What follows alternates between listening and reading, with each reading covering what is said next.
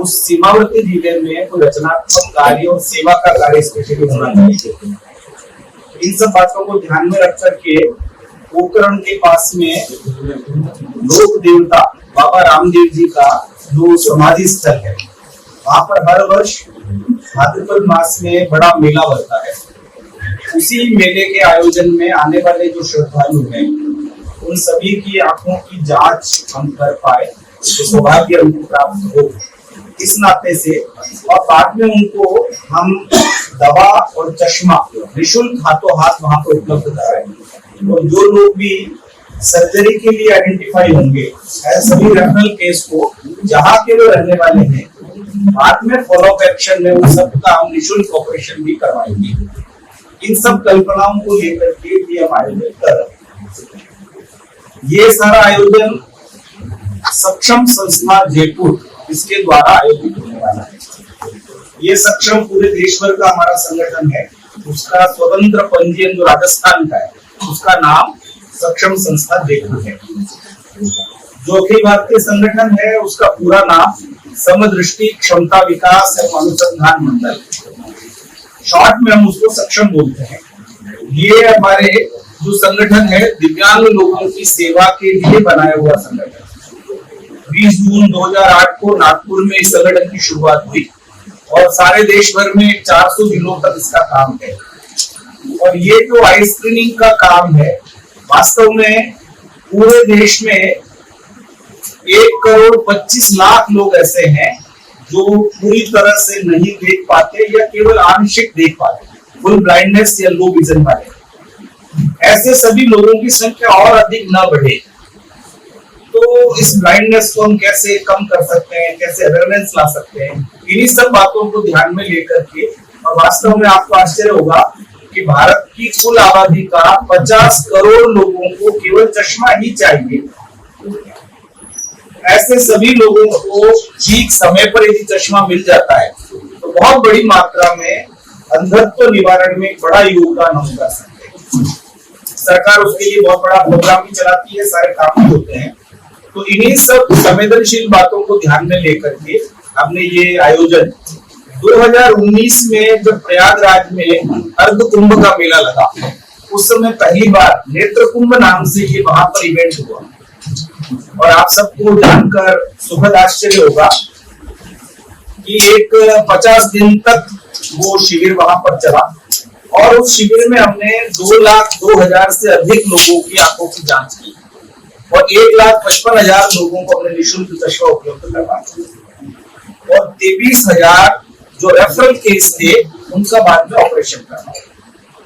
इसी पहले आयोजन में जो अच्छी सफलता मिली, इसके बाद में हमने 2021 में हरिद्वार में भी ये आयोजन किया और हरिद्वार के अवसर पर कोरोना तेजी से बढ़ रहा था, इसलिए बहुत बड़ा नंबर नहीं, लेकिन एक 50,000 लोगों का हम स्क्रीन कर पाए और 40,000 लोगों को वहां पर भी हमने निःशुल्क चश्मा दिया। क्योंकि टेम्पररी स्ट्रक्चर की वहां परमिशन नहीं थी, ऐसे 8 अलग अलग जगह पर हमने परमानेंट स्ट्रक्चर में 8 केंद्र चलाए, उसके कारण से ये सीमित सफलता उस समय मिली। और अभी रिसेंटली जनवरी फरवरी में ही प्रयागराज में जो महाकुंभ का मेला लगा, उस महाकुंभ के मेले में आप सब जानते हैं कि सरकारी जो एक आंकड़ा है वो भी कल्पना थी 45 करोड़ के आसपास लोग आ सकते हैं, क्योंकि 2019 में 25 करोड़ लोग वहां पर आए थे। और आप सब जानते हैं कि ऑफिशियली वहां का जो नंबर है वो 66 करोड़ 22 लाख का है। इतने लोग उस महाकुंभ में आए। सेक्टर 6 में हमारा भी नेत्र कुंभ का आयोजन था और वहां उत्तर प्रदेश सरकार के सहयोग से हमने वो एक सफल आयोजन किया और 9 एकड़ जमीन पर बड़ा एक आई स्क्रीनिंग कैंप वहां पर हमने आयोजित किया और 2,38,000 लोगों को हम स्क्रीन करने में वहां सफल रहे और 1,64,000 लोगों को हमने फ्री में वहां पर चश्मा दवा उपलब्ध कराई। और ये एक India book of world record या एशिया बुक वर्ल्ड रिकॉर्ड में भी ये दर्ज हुआ। और इसके अलावा 20,000 के आसपास जो रेफरल नंबर थे, उसमें स्पेशली 17,000 नंबर कैटरेक्ट ऑपरेशन के, उनका भी हम ऑपरेशन बड़ी संख्या में करवा चुके हैं। वो काम अभी हमारा चल रहा है। इसी बीच में बहुत सारे संवेदनशील लोगों ने आग्रह किया कि हमारे पश्चिमी राजस्थान के लोक देवता बाबा रामदेव जी, एक बड़ा नाम हम सब जानते हैं समरसता की दृष्टि से भी और बॉर्डर एरिया की सुरक्षा की दृष्टि से भी बहुत एक बड़ा नाम है। तो लोक देवता बाबा रामदेव जी की पुण्य स्मृति में जो मेला वहां पर आयोजित होता है, वहां पर आने वाले श्रद्धालुओं को ये सुविधा मिले, इसको ध्यान में लेकर के उस आयोजन के बारे में हमने रचना बनाई। 1 अगस्त से वो प्रारंभ होगा और 2 सितंबर तक, ऐसा 33 दिन तक का वो आयोजन हम करेंगे।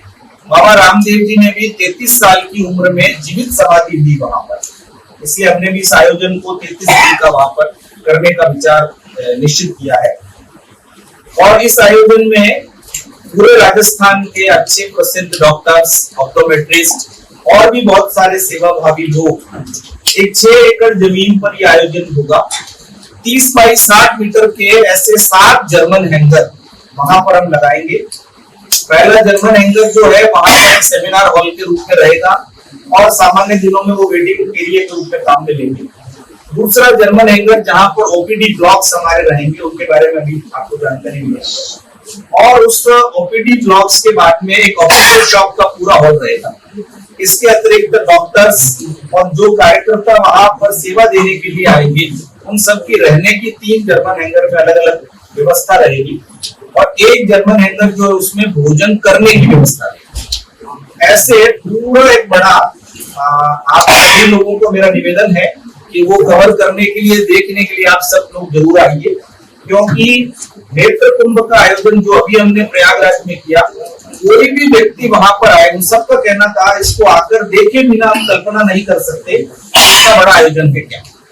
तो ऐसे बड़े आयोजन को सफलता, प्रसिद्धि मिले, इस नाते से भी आवश्यक है कि ऐसा सेवा भाव, जन जागरण सारे देश में हो। आप सब देख रहे होंगे हमारे नेत्र कुंभ का जो लोगो बना हुआ है, उस लोगो में भी ऊपर एक वाक्य लिखा हुआ है, पश्येम शरदः शतम्। ये हमारे शास्त्रों का वाक्य है और इसका अर्थ ये होता है कि 100 वर्षों तक भगवान की बनाई हुई सुंदर सृष्टि को हम ठीक से देख पाए। आप सभी जानते हैं कि आंखों में आजकल अवेयरनेस लगातार कम होती जा रही है। स्क्रीन टाइम सभी लोगों का, स्पेशली बच्चों का बहुत बढ़ता जा रहा है। ऐसी युवा पीढ़ी, आने वाला जो अपने देश का भविष्य है, उसको हम कैसे सुरक्षित रखें, इसलिए भी एक चुनौती बनता जा रहा है। तो इन्हीं सब बातों को ध्यान में लेकर के हम ये प्रयास कर रहे हैं। और वो जो बीच में मैंने आपको कहा था कि इतनी बड़ी संख्या में लोग हमारे देश में नहीं देख पा रहे हैं, वास्तव में 1.25 करोड़ लोग जो अंधत्व से पीड़ित हैं, उनमें 15 लाख लोग ऐसे हैं जो कॉर्नियल ब्लाइंडनेस वाले, यानी उनकी जो काली पुतली अपनी दिखती है उसके अंदर सफेद सफेद हो जाने के बाद में उनको दिखाई नहीं देता। तो यदि अपने देश में नेत्रदान का प्रमाण बढ़ता है तो वो भी वहां नेत्रदान संकल्प करवाने की व्यवस्था भी हम करेंगे, उसका भी एक जन जागरण होगा। आपको जानकर आश्चर्य होगा कि श्रीलंका जो अपना छोटा सा देश है पास में, वहां पर कोई भी व्यक्ति कॉर्निया की खराबी के कारण से उसको अंधापन नहीं है। श्रीलंका में सभी लोग नेत्रदान करते हैं और एक 50-60 देशों को श्रीलंका कॉर्निया एक्सपोर्ट करता है।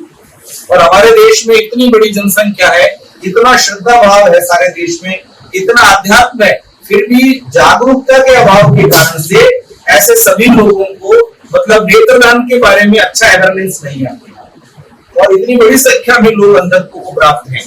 यानी ये 15 लाख लोग जो स्पेशली उनको यदि नेत्रदान भारत में हो और कॉर्निया मिल जाए तो सभी लोग देख सकते हैं।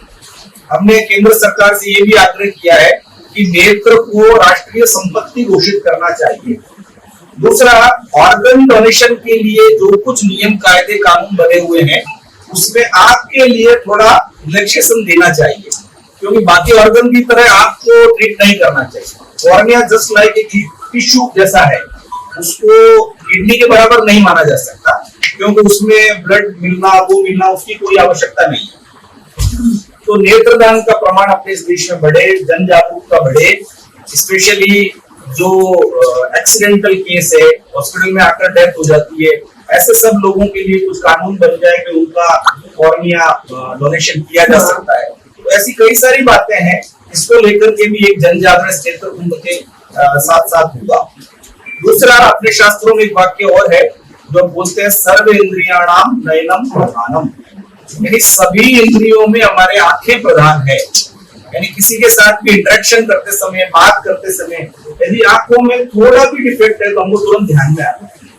हमने नागपुर की हमारी सक्षम की टीम ने अब तक 1000 बच्चों के स्क्वीन के ऑपरेशन कराए, आंखों में जिनके तिरछापन रहता है। ऐसे सभी लोग बड़े होकर के अच्छे से अपना सामाजिक जीवन जी पाए, वो हंसी के पात्र न बने। इन सब बातों को ध्यान में लेकर के आंख के क्षेत्र में सक्षम ने सारे देश भर में बहुत बड़ा कार्य खड़ा किया है।